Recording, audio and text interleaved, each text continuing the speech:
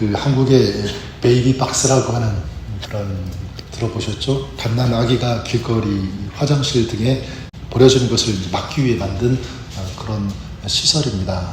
아이의 입장에서 본다면 이 조그만 이 박스에 태어나자마자 버려지는 이제 그런 건데요.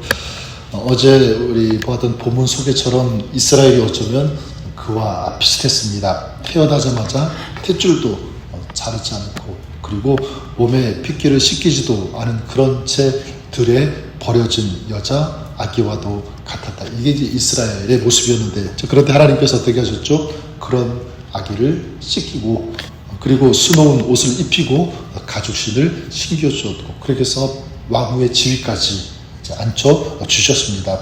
하나님께서 그렇게 비참했던 자신들을 돌보아 주시고 존귀하게 세워주신 그런 하나님의 그 은혜, 그런 하나님의 사랑을 받았는데, 그렇다면 어떻게 해야 됩니까? 그 하나님을 숨기고 따르는 것이 너무나 당연한 그런 일이었죠. 하지만 이스라엘 백성들은 어떻게 했습니까? 우상을 섬기게 되었습니다. 영적인 음행을 저지른 것이죠. 그리고 심지어 이 돈과 선물을 오히려 주면서까지 그렇게 했다는 것, 그리고 자기 자녀들을 제물로 드리는 이 끔찍한 일까지 행하고 말았습니다. 하나님께서는 그런 예루살렘, 이스라엘을 향해서 음녀라고 이렇게 부르시죠. 그래서 오늘 말씀 어떻게 시작합니까? 35절에 그러므로 너 음녀야 여호와의 말씀을 들을지어다 이렇게 말씀하는 것입니다. 그리고 이제 그런 예루살렘, 이스라엘을 심판하실 수밖에 없는 그 이유를 말씀하시는데 36절에 이렇게 말씀합니다. 주 여호와께서 이같이 말씀하셨느니라. 내가 내 누추한 것을 쏟으며 내 정든 자와 행음함으로 벗은 몸을 드러내며 또 가증한 우상을 위하여 내 자녀의 피를 그 우상에게 드렸은즉. 세 가지죠. 먼저는 누추한 것을 쏟았다 이렇게 말씀하고 있습니다. 누추한 것, 지저분하고 더러운 그런 의미이지만 문자적인 뜻은 그런 뜻이 아니라 여기서 누추한 것은요, 청동, 놋 이런 뜻입니다. 그러니까 누추한 것은 돈을 낮추어서 말할 때 사용되었습니다. 그러니까 이 누추한 것은 돈 혹은 재산 이렇게 말할 수가 있는데, 누추한 것을 쏟았다라는 것은 무엇이냐면 이런 돈과 재산을 우상 숭배하는데 사용했다라는 거예요. 그리고 둘째는 무엇입니까? 정든 자와 행음을 하였기 때문에 이렇게 말씀하고 있는데, 이 정든 자는 누구냐면 애굽, 아시리아와 같은 그런 나라들, 강대국이죠. 그러니까 이스라엘이 하나님보다 이런 강대국을 더 사랑하고 의지하고 신뢰했다라는 것입니다. 이 벗은 몸을 드러내었다라는 것은 그 나라에게 자신들의 약점을 다 드러낼 정도로 그런 의미죠.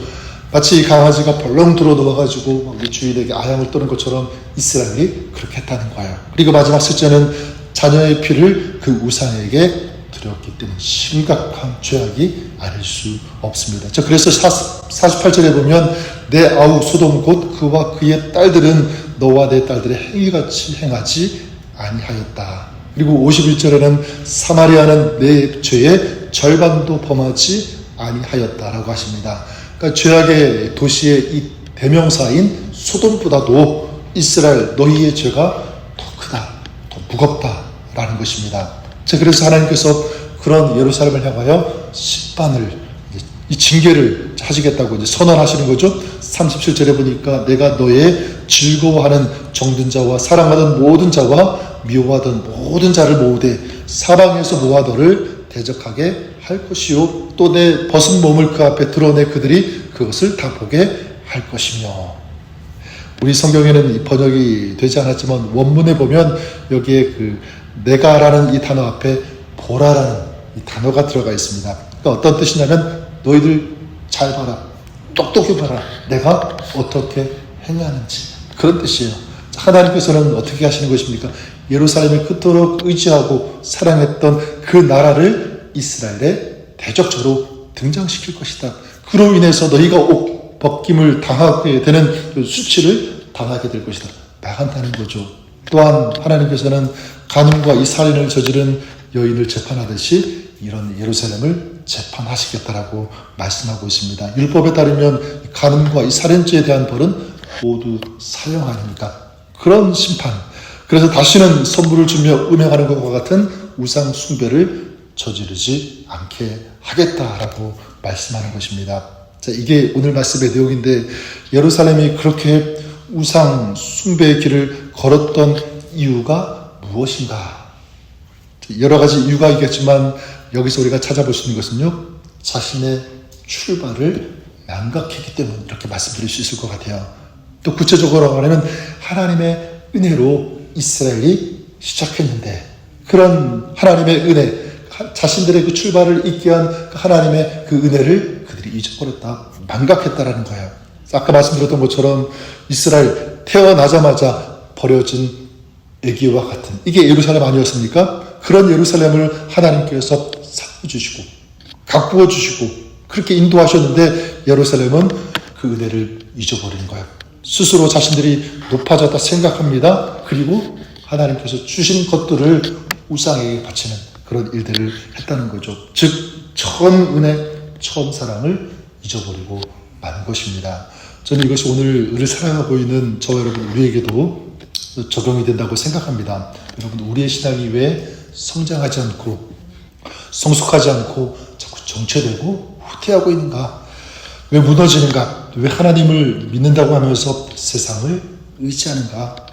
나 외에는 다른 신을 두지 말라고 하셨는데 왜 자꾸 우리 마음속에 그런 우상을 세우는가? 이런 마찬가지라고 생각합니다. 여러분, 하나님의 은혜를 우리가 반각하면 그러는 것 같아요.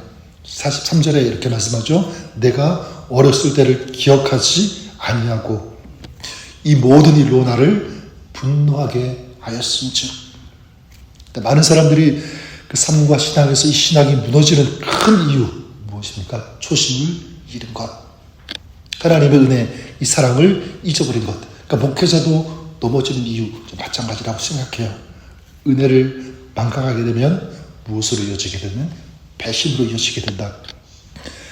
이 구원의 감격, 이것이 사라질 때 자꾸 그 마음이 어디를 향하게 되죠? 세상, 우상을 향하게 된다. 다른 것들을 사랑하기 시작한다라는 것입니다. 자, 그러면 어떻게 해야 되는가? 첫 번째는요, 그 은혜를 우리가 망각하지 않았으면 좋을 것 같아요. 시편 103편 2절에 내 영혼아 여호와를 송축하며 그의 모든 은택을 잊지 말지어다. 하나님의 은혜, 하나님께서 우리에게 베풀어 주신 그 사랑을 날마다 기억하면서 고백하면서 선포하고 그 은혜를 노래하는, 잊지 않는 그런 삶, 우리 신앙은 여기서 시작한다고 믿습니다. 그리고 또 첫사랑으로 돌아가야 된다라고 말씀드리고 싶어요. 회개함으로 삶의 방향을 다시 주님께로 바꿀 수 있어야 된다. 그리고 처음 그 주님을 만났을 때 그 감사, 그 헌신, 자, 이것을 회복하는 것 좀 너무 중요하다고 믿습니다. 오늘 저와 여러분, 우리의 삶이 좀 그럴 수 있기를 바라요. 주님의 은혜를 기억하면서 감사하면서 그리고 그 은혜에 합당한 삶을 살아갈 때 우리 하나님께서 우리 가운데 놀라운 회복과 새로운 은혜를 부어주시고 채워주시는 줄 믿습니다. 근데 우리 마음 가운데 이런 우상, 이런 거짓된 것 우리 다 예수 그리스도의 발로 이름으로 깨끗게 하고 정결케 되어주고, 이제 한번 하나님께서 주시는 그 은혜를 기억하면서 감사하면서 그 은혜에 합당한 삶을 살아가는 오늘 하루 여러분의 삶이 우리 그렇게 될 수 있기를 우리 주님의 이름으로 간절히 축원합니다. 살아계신 하나님 아버지, 감사합니다.